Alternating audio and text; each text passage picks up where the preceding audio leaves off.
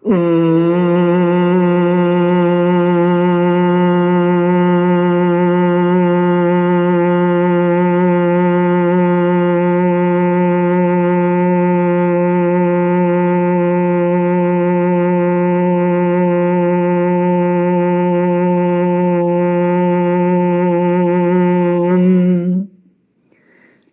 गुरुचरण कमलेभ्यो नमः।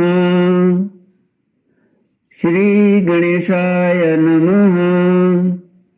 श्री सरस्वत्यै नमः। श्री विष्णवे नमः। श्री कृष्ण गोविंद हरे मुरारे, हे नाथ नारायण वासुदेव। श्री कृष्ण गोविंद हरे मुरारे, हे नाथ नारायण वासुदेव। हे नाथ नारायण वासुदेव, हे नाथ नारायण वासुदेव, हे नाथ नारायण वासुदेव। श्री कृष्ण गोविंद हरे मुरारे, हे नाथ नारायण वासुदेव। ओम नमो भगवते वासुदेवाय। ओम नमो भगवते वासुदेवाय। ओम नमो भगवते वासुदेवाय। ओम नमो भगवते वासुदेवाय। ओम नमो भगवते वासुदेवाय। ओम नमो भगवते वासुदेवाय। कृष्णाय वासुदेवाय हरये परमात्मने प्रणतक्लेशनाशाय गोविन्दाय नमो नमः। कृष्णाय वासुदेवाय गोपकी नंदनाय च नंद गोप कुमाराय गोविंदाय नमो नमः। सच्चिदानंद रूपाय विश्वोत्पत्त्यादि हेतुये तापत्रय विनाशाय श्री कृष्णाय वयं नमः। सच्चित आनंद स्वरूप परमात्मा जो सृष्टि के उत्पत्ति पालन और श्रृंगार करता है तथा जीवों के आध्यात्मिक आदि दैविक आदि भौतिक तापों को नष्ट करने वाले हैं, अर्थात जीवों के मानसिक शारीरिक और भौतिक दुखों को दूर करने वाले हैं, उन श्री कृष्ण भगवान को हम नमस्कार करते हैं। श्री कृष्ण गोविंद हरे मुरारे, हे नाथ नारायण वासुदेव। श्रीमद् भागवत 10वां स्कंद अष्टमोऽध्याय।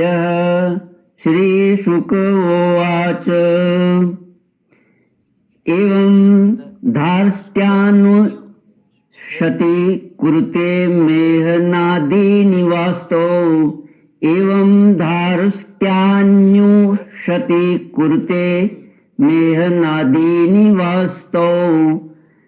स्तेयोपायैर्विरचित कृति सुप्रतीको यथास्ते। इत्थं स्त्रीभिः सभनयन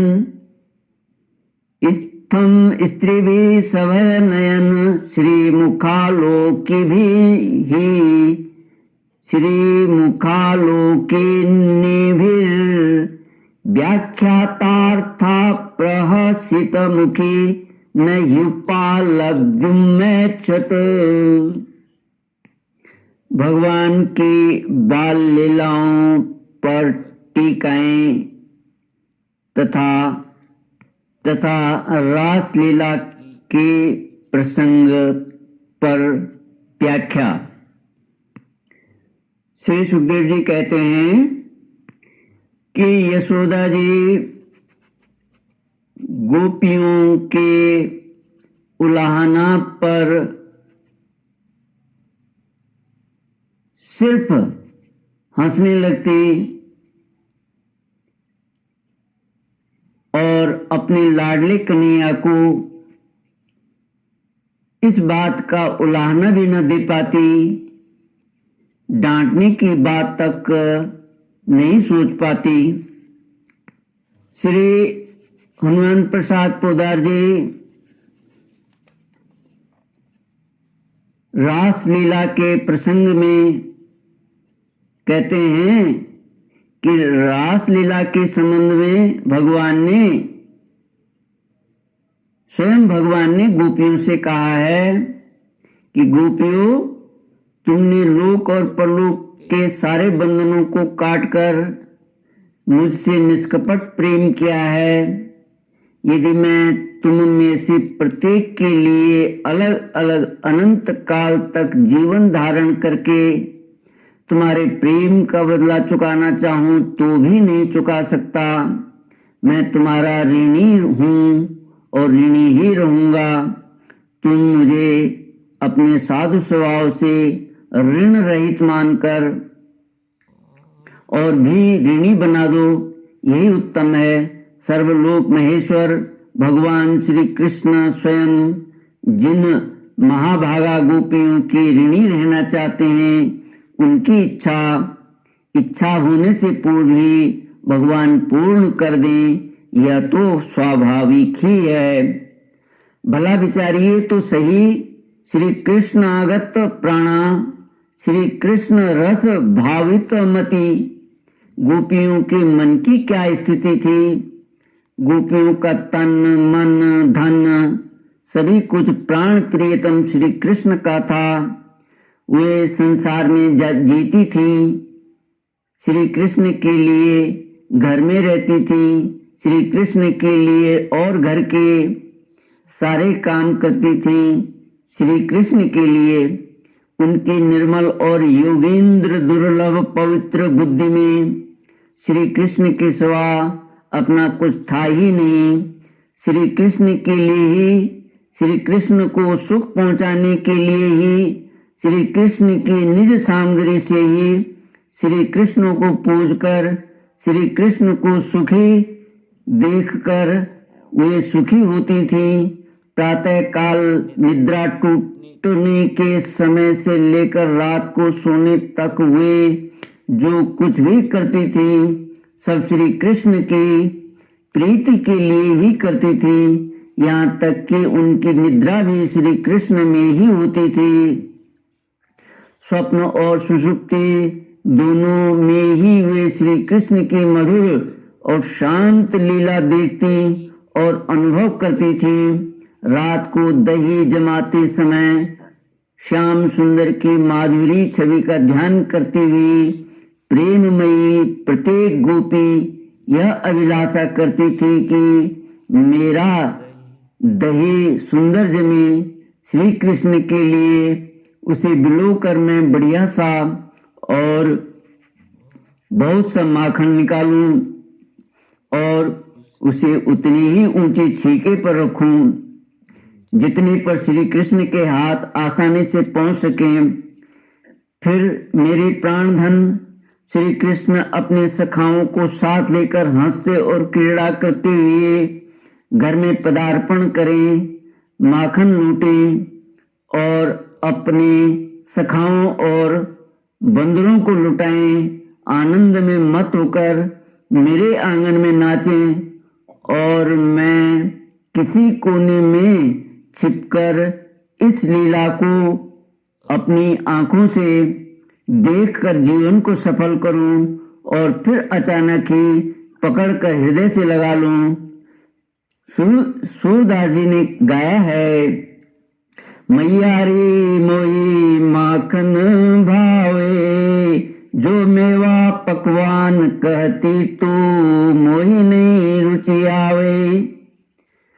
एक दिन श्याम सुंदर कह रहे थे, मैया मुझे माखन भाता है, तो मेवा पकवाने के लिए कहती है, परंतु मुझे तो वे रुचते ही नहीं।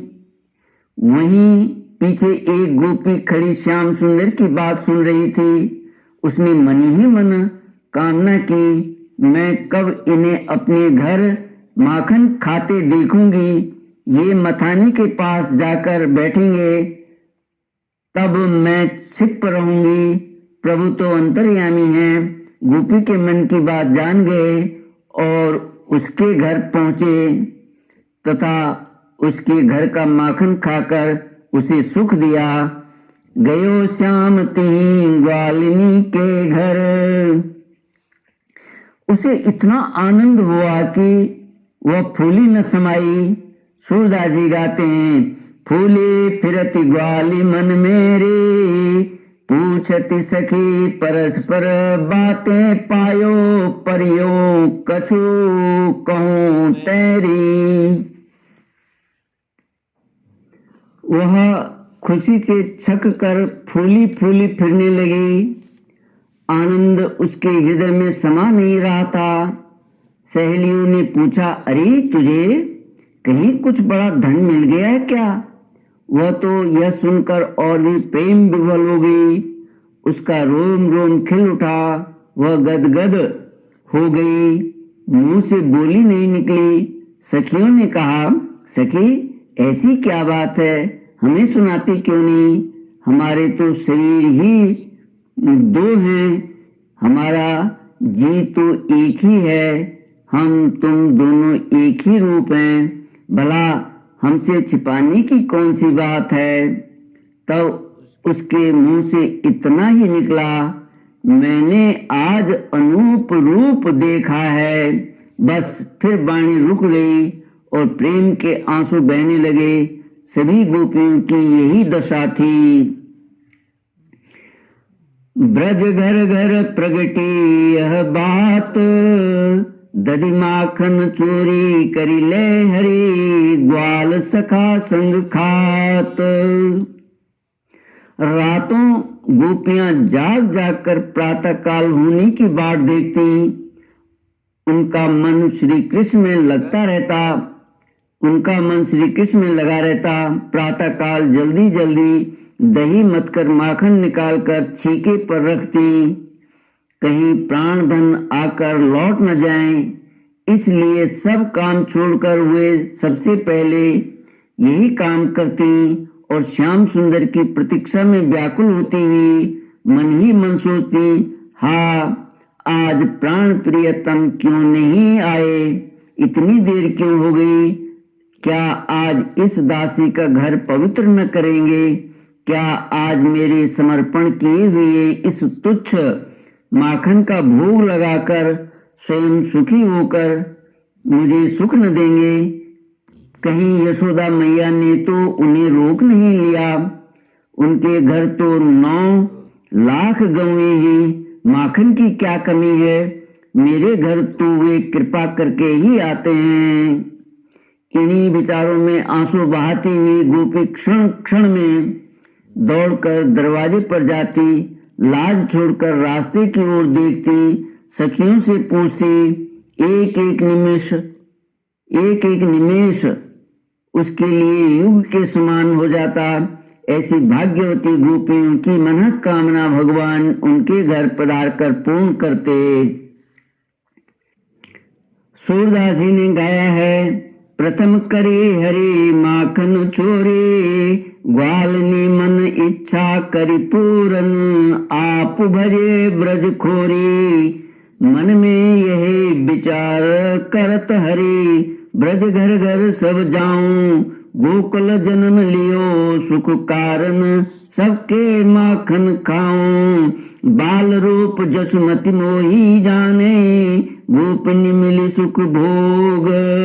सूरदास प्रभु कहत प्रेम, सोए तेरे सोए मेरे ब्रज लोग। अपने निज जन ब्रजवासियों को सुखी करने के लिए ही तो भगवान गोकुल में पधारे थे।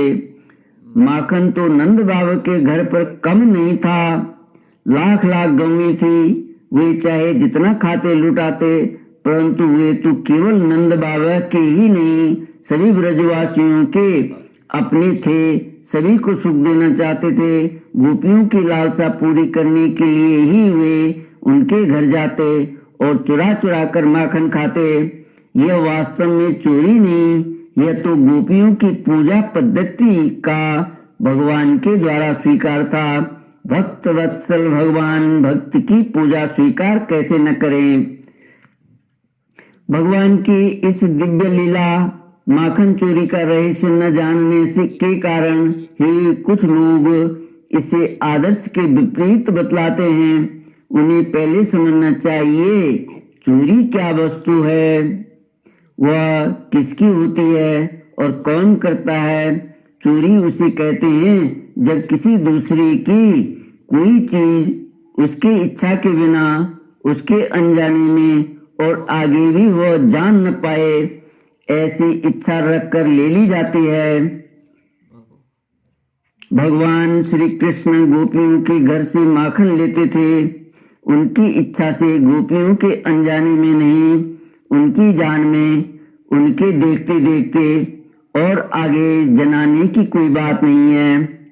उनके सामने ही दौड़ते हुए निकल जाते थे। दूसरी बात महत्व की यह है कि संसार में या संसार के बाहर ऐसी कौन सी वस्तु है जो श्री भगवान की नहीं है और वे उसकी चोरी करते हैं।